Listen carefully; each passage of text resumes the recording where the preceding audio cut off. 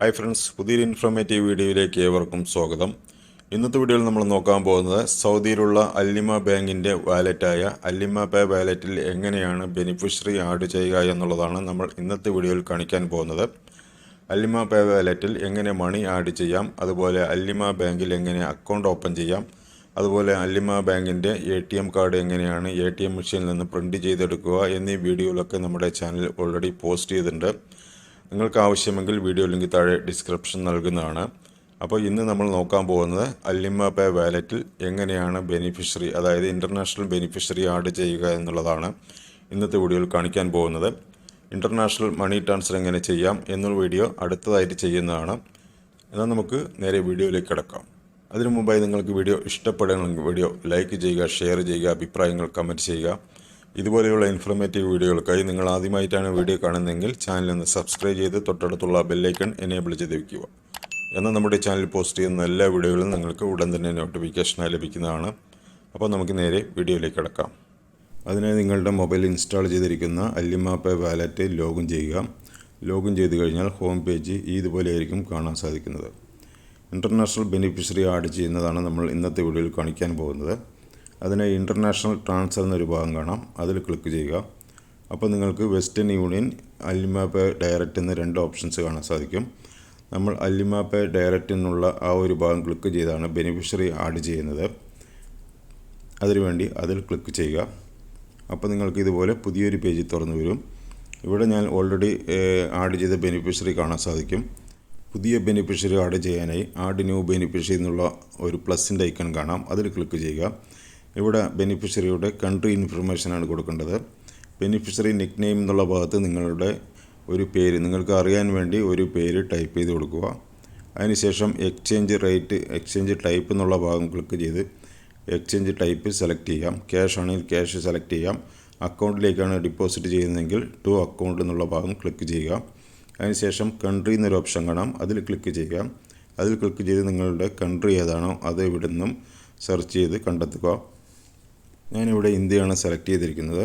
അതിനുശേഷം bank name എന്നുള്ള ഭാഗം കാണാം, അതിൽ ക്ലിക്ക് ചെയ്ത് നിങ്ങളുടെ ബാങ്ക് ഏതാണോ, നിങ്ങൾ ഏത് ബാങ്കിൻ്റെ അക്കൗണ്ട് നമ്പറിലേക്കാണോ പൈസ അയച്ചു കൊടുക്കുന്നത് ആ ഒരു ബാങ്ക് ഇവിടെ നിന്നും സെലക്ട് ചെയ്ത് കണ്ടെത്തുക.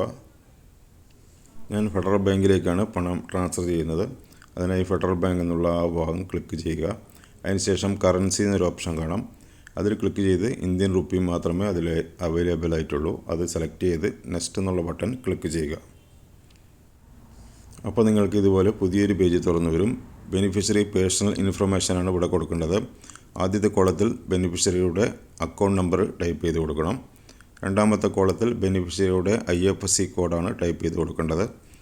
അതിനുശേഷം ബെനിഫിഷ്യറിയുടെ ഫുൾ നെയിം ടൈപ്പ് ചെയ്ത് കൊടുക്കുക. അതിനുശേഷം ബെനിഫിഷ്യറി ഫോൺ നമ്പർ, അതായത് നാട്ടിലെ ഫോൺ നമ്പറാണ് ടൈപ്പ് ചെയ്ത് കൊടുക്കേണ്ടത്. അതിനുശേഷം ബെനിഫിഷ്യറി അഡ്രസ്സ് എന്നുള്ള ഭാഗത്ത് ബെനിഫിഷ്യറിയുടെ നാട്ടിലത്തെ അഡ്രസ്സ് ടൈപ്പ് ചെയ്ത് കൊടുക്കുക. അതിന് തൊട്ട് താഴെ ബെനിഫിഷ്യറി സിറ്റി എന്നൊരു ഓപ്ഷൻ കാണാം, അതിൽ ക്ലിക്ക് ചെയ്യുക. അതിനുശേഷം ബെനിഫിഷ്യറി സിറ്റി ഇവിടുന്ന് സെലക്ട് ചെയ്യുക. അത് കണ്ടിട്ടില്ലെങ്കിൽ എക്സിറ്റ് അതർ എന്നുള്ള ഭാഗം, ഏറ്റവും താഴെയുള്ള എക്സിറ്റ് അതർ എന്നുള്ള ഭാഗം ക്ലിക്ക് ചെയ്യുക. അപ്പോൾ നിങ്ങൾക്ക് ബെനിഫിഷ്യറി സിറ്റി എന്നൊരു ബോക്സ് ഓപ്പണായി വന്നിരിക്കുന്നത് കാണാം. അവിടെ നിങ്ങളുടെ ബെനിഫിഷ്യറിയുടെ സിറ്റി ടൈപ്പ് ചെയ്ത് കൊടുക്കുക. അതിനുശേഷം താഴെ കാണുന്ന നെക്സ്റ്റ് ബട്ടൺ ക്ലിക്ക് ചെയ്യുക. ഇപ്പോൾ നിങ്ങൾ കൊടുത്തിട്ടുള്ള ഡീറ്റെയിൽസുകളൊക്കെ ഒറ്റ പേജിലായി വന്നിട്ടുണ്ട്. അതെല്ലാം ഒന്ന് കൺഫേം ചെയ്യുക. അതിനുശേഷം താഴെ കാണുന്ന കൺഫേം ബട്ടൺ ക്ലിക്ക് ചെയ്യുക. അപ്പോൾ ബെനിഫിഷ്യറി ഒന്നുകൂടി നിങ്ങൾ വെരിഫിക്കേഷൻ ചെയ്യുക, കൊടുത്ത ഡീറ്റെയിൽസുകളൊക്കെ കറക്റ്റാണോ നോക്കുക. അതിനുശേഷം ബെനിഫിഷ്യറി ആക്ടിവേഷൻ ചെയ്യണം. അതിനായി ഏറ്റവും താഴെയുള്ള ബെനിഫിഷ്യറി ആക്ടിവേഷൻ എന്നുള്ള ഭാഗം ക്ലിക്ക് ചെയ്യുക. അപ്പോൾ നിങ്ങൾക്ക് റിക്വസ്റ്റ് കാൾ കൊടുത്തുകൊണ്ട് ബെനിഫിഷ്യറി ആക്ടിവേഷൻ ചെയ്യാം, അല്ലെങ്കിൽ കാൾ അല്ലിമ പേ എന്നുള്ള ഭാഗം ക്ലിക്ക് ചെയ്ത് ബെനിഫിഷ്യറി ആക്ടിവേഷൻ ചെയ്യാം. ഞാനിവിടെ റിക്വസ്റ്റ് കാൾ എന്നുള്ള ആദ്യത്തെ ഓപ്ഷനാണ് ക്ലിക്ക് ചെയ്യുന്നത്.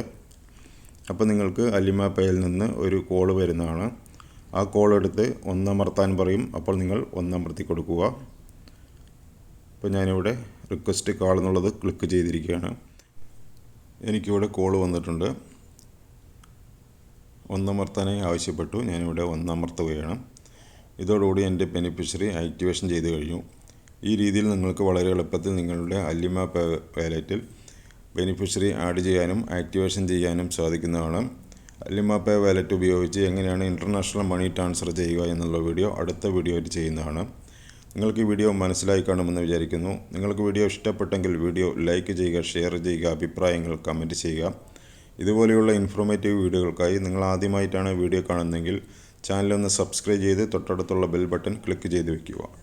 എന്നാൽ നമ്മുടെ ചാനൽ പോസ്റ്റ് ചെയ്യുന്ന എല്ലാ വീഡിയോകളും നിങ്ങൾക്ക് ഉടൻ തന്നെ നോട്ടിഫിക്കേഷനായി ലഭിക്കുന്നതാണ്. അപ്പോൾ ഇതിലും നല്ലൊരു അറിവുമായി അടുത്തൊരു വീഡിയോയിൽ കാണാം. Thanks for watching. Goodbye.